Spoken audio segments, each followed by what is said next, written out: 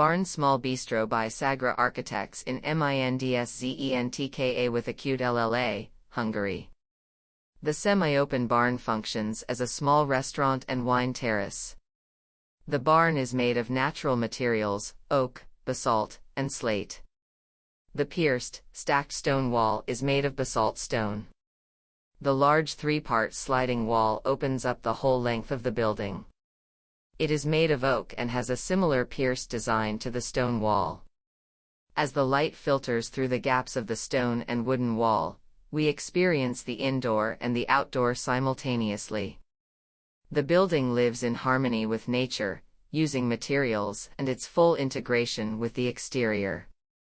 In the interior, the angle of the column beams rises towards the bistro space, creating a dynamic arch in the open wooden roof. The architecture of the barn bistro revives the typical characteristics of the local traditional barns that used to be typical of the area and still survive in a few places. The barn draws on its architectural tradition in its character, proportions, and use of materials and translates it into contemporary language. The materials of the barn blend in with its natural background and built environment, referring to the character of the basalt mountains and woods. The natural materials of the building react and adapt to different times of the day and weather conditions, varying in shades and quality.